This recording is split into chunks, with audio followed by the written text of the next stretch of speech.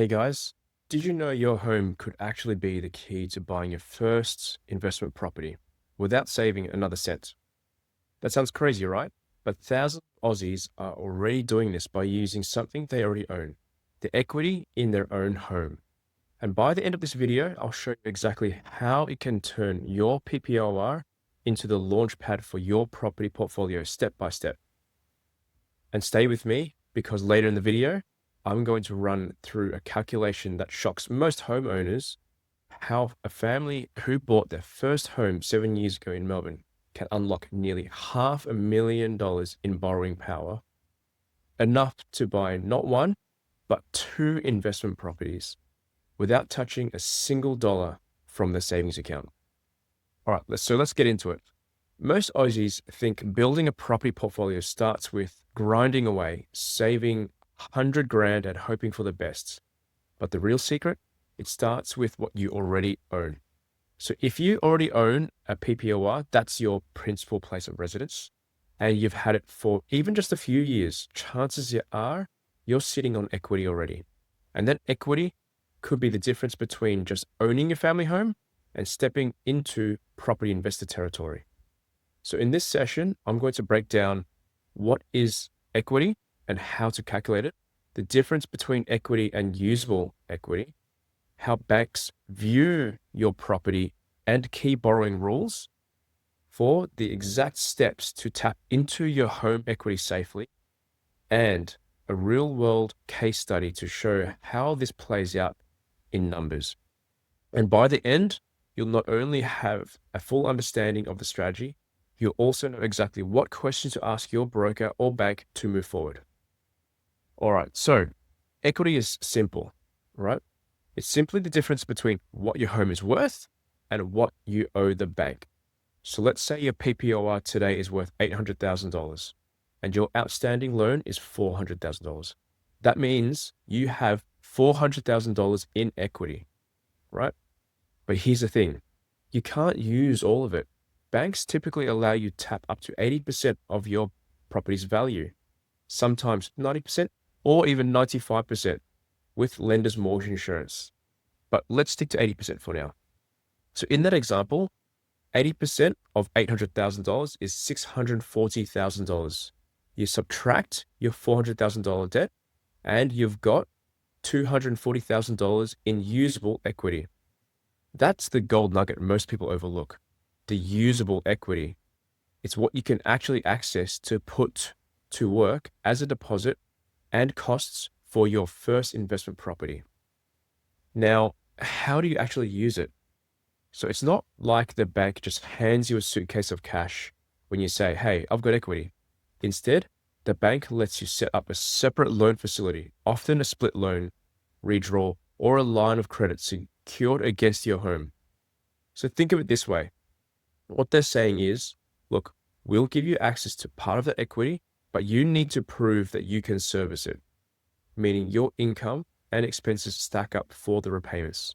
So the big two boxes you need to tick are, do you have enough usable equity in your PPOR? And can you service the investment loan repayments based on your current income and living expenses? Both matter because you might be rich in equity, but if you're not showing the bank enough borrowing capacity, they won't release it. On the flip side, you might have great income, but no usable equity yet. Now, let me explain why using PPOR equity changes the game. Instead of saving $100,000 over 5 or 10 years, while property values keep running ahead of you, you're leveraging what the market has already given you. You bought your home, you've paid it down, and the market has done the heavy lifting in growth. Using equity is like fast forwarding your timeline. So here's an example. Imagine you bought in Brisbane back in 2017 for $500,000. Today, the home is worth close to $750,000, and you now owe $350,000, right?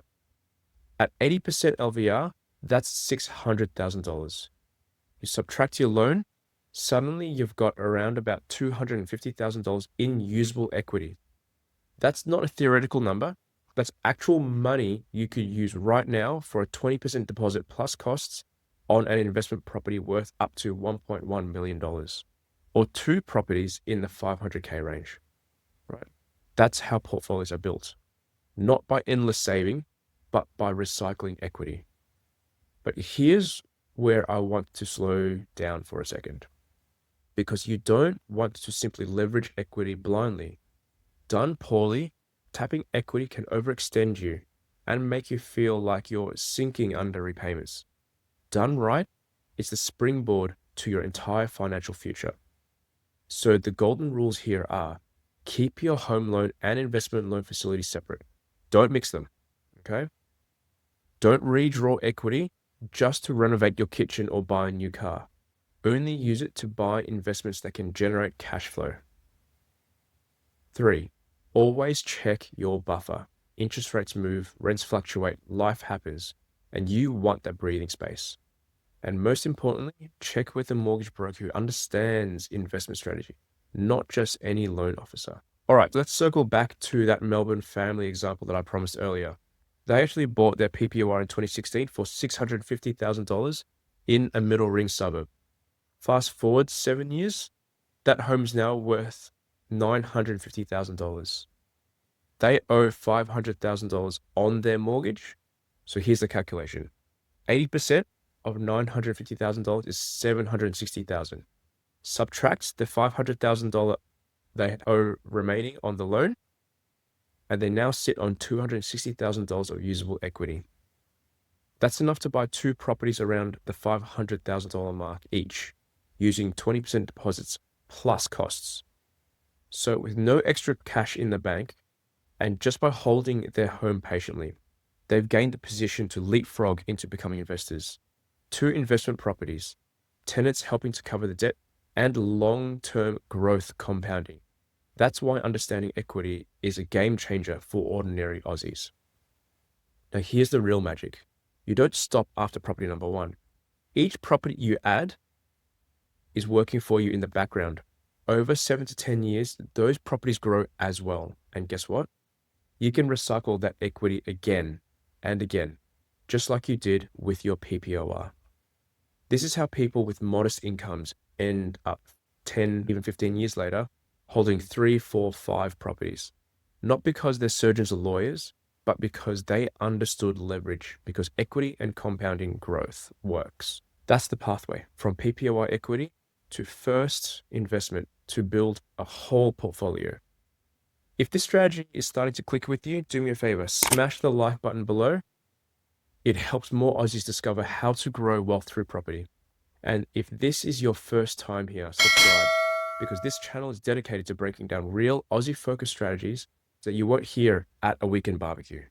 Now, if you're sitting there thinking, all right, I get the concepts, but how do I know what my own usable equity is? And how much can I actually borrow? That's exactly what we help people with. My team here works with everyday Aussies to calculate equity, map out safe borrowing limits, and build a step-by-step strategy towards the first, second, third investment property. So if you want clarity on your numbers and the exact next steps for you, book a call with us today. You'll find the link in the description. No big seminar, no sales pitch, just a practical look at your situation.